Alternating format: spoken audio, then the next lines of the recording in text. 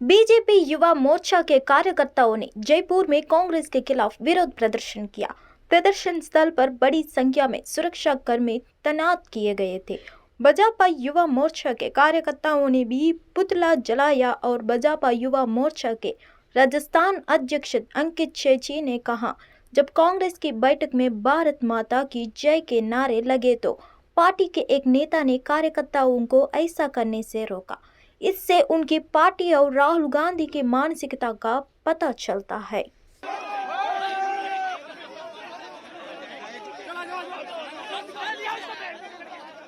भारत माता की जय के नारे जब उनकी बैठक के अंदर, मीटिंग के अंदर लगाए जाते हैं तो कार्यकर्ताओं को रोक करके कहा जाता है कि भारत माता की जय के नारे ना लगाए, कांग्रेस पार्टी के नारे ना लगाए। ये विचार उनकी पार्टी और उनके नेता राहुल गांधी के हैं, जो पूरे देश के सामने आ चुके हैं।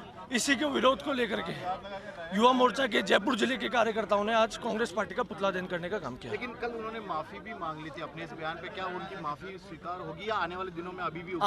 आने वाले समय में राजस्थान की जनता और राजस्थान का युवा माफी देता या नहीं देगा, ये बहुमत और वोट डाल करके बताएगा। विदेश मंत्री डॉक्टर एस जयशंकर के संविधान में इंडिया दैट इज भारत वाले बयान पर राजद सांसद मनोज झा ने पलटवार किया है। मनोज झा ने कहा कि वह विदेश मंत्री को संविधान पढ़ने के लिए आमंत्रित करते हैं। उन्होंने कहा कि संविधान में भारत का नाम भारत है, इंडिया दैट इज भारत नहीं। मनोज झा ने कहा कि विदेश मंत्री जयशंकर ने 19 जुलाई से पहले ऐसा कुछ भी नहीं कहा था। 19 जुलाई को इंडिया गठबंधन का गठन हुआ था। मनोज झा ने कहा कि अगर हम गठबंधन का नाम बदलकर इंडिया भारत कर दे तो क्या विदेश मंत्री जयशंकर उससे सहमत होंगे? मनोज झा ने कहा कि विदेश मंत्री जयशंकर का बयान भारत की एकता और अखंडता को कमजोर करने वाला है। उन्होंने कहा कि यह बयान भारत के संविधान को अपमान है। आपको बता दें कि विदेश मंत्री जयशंकर ने 2 सितंबर को संसद में एक सवाल के जवाब में कहा था कि संविधान में भारत का नाम भारत नहीं बल्कि इंडिया दैट इज भारत है। जयशंकर के इस बयान पर विपक्षी दलों ने आपत्ति जताई है। 19 जुलाई से पूर्व यानी जिस दिन इंडिया गठबंधन बना, कहां तक भागिएगा, कहां तक छुपाइएगा? हमारा टैगलाइन है, जुड़ेगा भारत जीतेगा इंडिया। और ये भी कहूं कि हम शायद आने वाले दिनों में भारत के भी एब्रिविएशन करके इंडिया भारत अलायंस कर लेंगे। तब क्या कीजिएगा जयशंकर जी? मुझको चिंता इस बात की है कि फिर आपकी पोटली खाली हो जाएगी। Think big. एक देश के आप विदेश मंत्री हैं, इस तरह की हरकतों से ना लोग हम पर दुनिया में हंस रहे हैं। हमने क्या बना लिया अपने को? सिर्फ इसलिए कि एक अलायंस का नाम इंडिया हो गया तो साहब तमाम तरह के कुतर्क गढ़ने लगे। जचता नहीं है, पचता नहीं है जयशंकर साहब। कितनों चादर आप ढोएंगे ना, उसे ढकने की कोशिश करेंगे, ढका नहीं जाएगा। ये विजडम इन कर्नाटक के आईटी मंत्री प्रियंक खड़गे ने बुधवार को केंद्र सरकार पर निशाना साधते हुए कहा कि मोदी सरकार ने सत्ता संभालने के बाद गेम चेंजर होने का दावा किया था, लेकिन वह महज नेम चेंजर बनकर रह गई है। वह इंडिया का नाम बदलकर भारत करने की केंद्र की कथित योजना पर प्रतिक्रिया दे रहे थे। सोशल मीडिया पर मंत्री खड़गे ने कहा कि 2014 से पहले भारत अमेरिका, रूस और ब्रिटेन जैसे विकसित देशों के साथ प्रतिस्पर्धा कर रहा था। भाजपा गुजरात और उत्तर प्रदेश मॉडल के नाम पर जातियों और जाति समूहों के बीच नफरत के बीज बोए हैं। अब उन्होंने एक मणिपुर मॉडल बनाया है। खड़गे ने कहा, बीजेपी से और क्या उम्मीद की जा सकती है, जिसने देश को पाकिस्तान, बांग्लादेश और श्रीलंका जैसे देशों से तुलना करने पर मजबूर कर दिया है। हिंदी में भारत है, इंग्लिश में इंडिया है। दैट्स ऑल इट इज ना। ये सरकार जो आई है सिर्फ नाम बदलने में मसरूफ है। They came to power saying that they are going to be game changers, but they become name changers. पहले रोड्स का नाम बदलते थे, अभी देश का नाम बदलने जा रहे हैं। दे हैव नॉट अगर नाम बदलने से कुछ और चीज तो बदलेगा नहीं ना।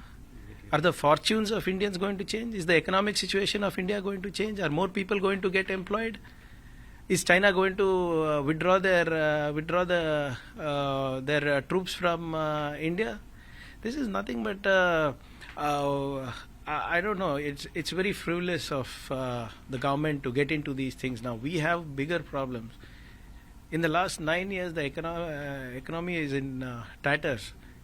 The central government report says that 74% of Indians don't have access to nutritional food. These are the things they should be talking about. सिर्फ ये करेंगे वो करेंगे, इसी में गवर्नमेंट मसरूफ है.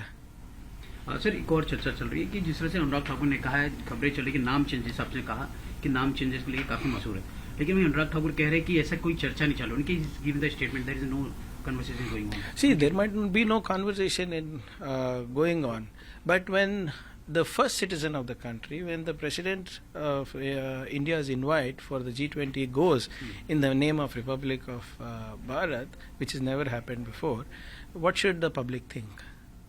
So instead of actually sitting and saying that charcha nahi hua hai, ye nahi hua hai, they should clarify what happened. This is, I think the people of the country deserve to know that at least.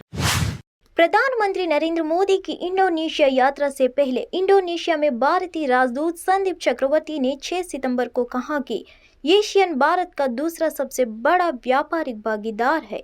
आपको बता दें कि प्रधानमंत्री अपने 2 दिवसीय दौरे पर Indonesia जाएंगे. You see, the fact that Prime Minister is coming tomorrow is loaded with significance, particularly when in a couple of days the G20 summit will start in India and world leaders have started to arrive in India.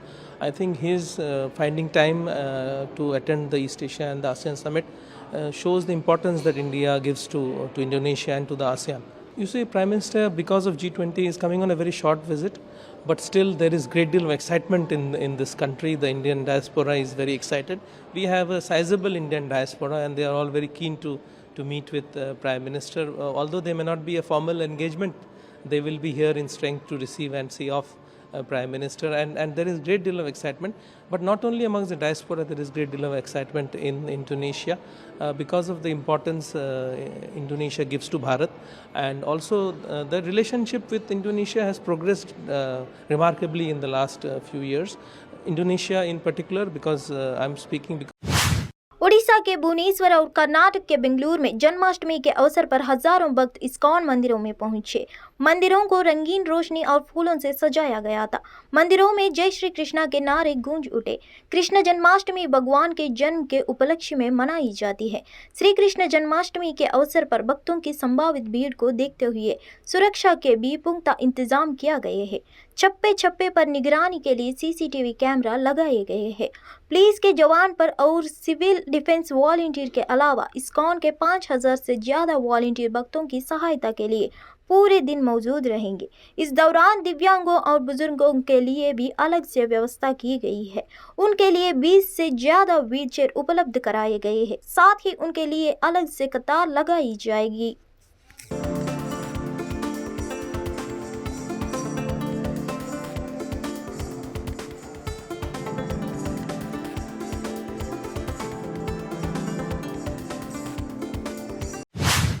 संसद के विशेष सत्र पर कांग्रेस सांसद जयराम रमेश ने party की तरफ से एक अहम जानकारी दी है.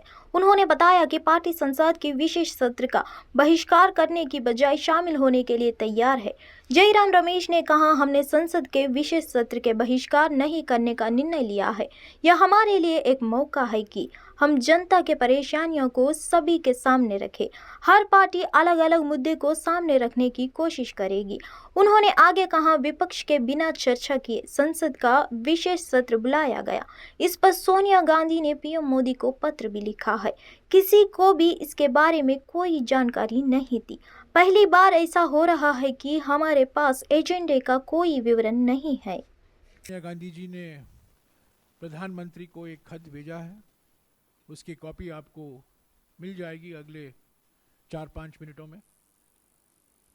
मैं मोटे तौर से उस खत में क्या है उसकी जानकारी दूंगा. पहली बात जो सोनिया जी ने कहा है उस खत में कि ये बैठक बुलाई गई है बिना बातचीत करके. कोई मशवरा नहीं हुआ है, कोई वार्तालाप नहीं था. अलग अलग राजनीतिक दलों के साथ अचानक इंडिया पार्टियों की बैठक हो रही है मुंबई में, और यहाँ से खबर आती है कि 5 दिन का विशेष सत्र बुलाया गया है. कोई बातचीत नहीं, किसी को जानकारी ही नहीं थी। हालांकि जब विशेष सत्र होता है, पिछले भी हुए हैं विशेष सत्र, बातचीत होती है और एक आम सहमति बनती है। इस बारी मनमानी अपने ही बल में एक तरफा निर्णय लिया गया कि जूनियर कोच यौन शोषण मामले में फंसे हरियाणा के मंत्री संदीप सिंह की ओर से चंडीगढ़ जिला अदालत में अग्रिम जमानत याचिका दायर की है। इस पर एडिशनल डिस्ट्रिक्ट जज की अदालत में सुनवाई हुई। एडिशनल डिस्ट्रिक्ट जज राजीव के बेरी की अदालत ने अर्जी पर जवाब दाखिल करने के लिए 13 सितंबर को केस की जांच कर रही है। एसआईटी को नोटिस जारी किया है। नोटिस जारी होने के बाद पुलिस की ओर से जवाब दायर करने के बाद अदालत यह तय करेगा कि आरोपी की अग्रिम जमानत याचिका को स्वीकार करते हुए जमानत दी जाए या नहीं। और उसमें अभी जो ऑनरेबल कोर्ट है उसमें सुनवाई उसकी चल रही है, तो नेक्स्ट डेट उसमें 16/9 लगी हुई है। क्या आपकी साइड से कुछ कोऑपरेशन को लेकर कुछ ऐसा कुछ? देखिए, मामला पुलिस ने कोर्ट में भेज दिया है वर्डिक्ट के लिए, तो मामला कोर्ट के अंदर विचाराधीन है। इस पर मैं और कोई कमेंट नहीं कर पाऊंगा। सर, कौन कौन से सेक्शन उन पे लगाए गए? उसमें 342, 354, 354A, 354B, 506 IPC, इन धाराओं के तहत मामला दर्ज है। भारतीय जनता पार्टी के नेता और श्रम एवं रोजगार समन्वय मंत्री अनिल राजभर ने सनातन धर्म पर टिप्पणी को लेकर उदयनिधि स्टालिन के खिलाफ एफआईआर दर्ज करने वाले लोगों का समर्थन किया। अनिल राजभर ने कहा, हमारा देश और मोदी सरकार किसी को भी सनातन धर्म को नुकसान नहीं पहुंचाने देंगे। उदयनिधि स्टालिन के खिलाफ सख्त कार्रवाई की जानी चाहिए और हम उन लोगों का स्वागत करते हैं जिन्होंने उनके खिलाफ एफआईआर दर्ज की है। देश से कोई लेना नहीं, जन भावनाओं का निरादर करना इनकी आदत सी बन गई है और अब तो जनता ही ऐसे लोगों का जवाब देगी। मोदी जी की सरकार, अब पूरा देश सनातन धर्म पर आंच आने नहीं देगा। पूरे देश की भावनाएं हैं जो देश और दुनिया में सनातन धर्म को जो लोग मानने वाले लोग हैं, उन लोगों को ये देखना चाहिए कि ऐसी सड़े गले लोग आज हमारे धर्म पर जिस तरह से आक्रमण करते हैं। कांग्रेस नेता प्रमोद तिवारी ने विदेश मंत्री जयशंकर के इंडिया दैट इज भारत वाले बयान की आलोचना की। उन्होंने कहा कि जयशंकर का इतिहास कमजोर है। उन्होंने विदेश मंत्री को इतिहास पढ़ने की सलाह दी। प्रमोद तिवारी ने कहा, मैं कल से कह रहा हूं कि इंडिया दैट इज भारत, इन दो शब्दों की चर्चा कई बार हो चुकी है। यह मामला 2 बार सुप्रीम कोर्ट में गया। राज्यसभा और लोकसभा में प्राइवेट बिल पास हो चुके हैं। मैं उन्हें इतिहास पढ़ने की सलाह दूंगा। आपका इतिहास कमजोर है। मैं उन्हें सलाह दूंगा, इतिहास पढ़िए। आपका इतिहास बड़ा कमजोर है, इसीलिए आपने बंटाधार कर दिया है विदेश नीति का, भारत के कचरा कर दिया है आपने। आप बहुत ही असफल विदेश मंत्री साबित हुए हैं। और मैं ये भी कहूँगा, कायराना भाषण आपने दिलाया है देश के नेतृत्व से, चीन को लेकर, लद्दाख की सीमा पर। हम तो ये कह ही रहे हैं कि जिसको इस्तेमाल करना हो, प्रयोग करना हो, भारत प्रयोग करे, और जिसे प्रयोग करना हो इंडिया करे। पर जो ये आपके कुछ लोग बोलने लगे। विश्व कप 2023 के सबसे बहुप्रतीक्षित मैच में भारत पाकिस्तान के भिड़ने के लिए तैयार है। मैच को लेकर देश में काफी उत्साह है, लेकिन निराशा भी है।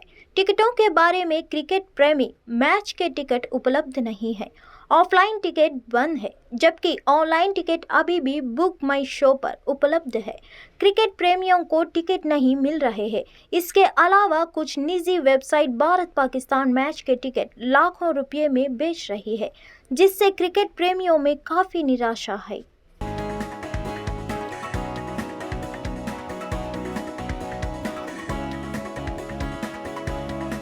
जो 14 तारीख को मैच होने वाला है इंडिया पाकिस्तान का, वो देखने के लिए आए थे और बुक माई शो में टिकट नहीं मिल रहा है और दूसरे वेबसाइट में लाखों में टिकट बेचा जा रहा है। ऑफलाइन भी टिकट नहीं मिल रहा है? नहीं, ऑफलाइन भी नहीं मिल रहा है। कितने निराश है आप? बहुत निराश हैं। वहाँ इतने दूर से आए हैं, उड़ीसा से 2000 किलोमीटर तक सफ़र करके आए हैं और निराश होकर चले जाएंगे। कुछ भी करेंगे और टिकट मिलेगा तो टिकट के लिए कुछ भी करेंगे। हाँ, टिकट के लिए कुछ भी करेंगे। और 14 तारीख का इंडिया पाकिस्तान का मैच है, देखने यार टिकट नहीं मिल रहा है, ऑनलाइन भी बुक नहीं मिल रहा है, वो दिख रहा है। अच्छा, ऑफलाइन टिकट के लिए प्रयास किया आपने? क्या हाँ, ये भी नहीं मिला है। अच्छा, कुछ वेबसाइट और वेबसाइट पर भी टिकट बेचा जा रहा है, ऐसा सामने आ रहा है क्या? वो बिक रहा है ज़्यादा, रेट बोल रहा है, रेट बोल रहा है ज़्यादा ज़्यादा रेट? हाँ। तो कितने निराश है और टिकट के लिए क्या करेंगे? हाँ, उड़ीसा से आए हैं, इतना निराश लग रहा है, तो इंडिया पाकिस्तान में कोई भी देखने के लिए अच्छा लगेगा ना, इसीलिए निराश हो गए, घर क्या करेंगे, घर चले जाएंगे। अभी 14 तारीख को इंडिया पाकिस्तान का जो भारत पाकिस्तान का मैच होने वाला है, उसका टिकट नहीं मिल रहा है। ऑफलाइन पे हमने पूछा तो वो बोल रहे हैं कि ऑनलाइन मिलेगा। ऑनलाइन में वेबसाइट पे जाते हैं तो वहाँ बुक नहीं हो रहा है। अभी इतना बड़ा मैच है, पूरा देश चाहता है कि हम मैच देखें और टिकट नहीं मिल रहा है। कहीं पे भी कोई भी वेबसाइट पे जा रहे हैं, टिकट नहीं हो रहा है। ऐसे में हम बहुत निराश हैं और चाहते हैं कि कोई भी हालत में हमको टिकट मिले।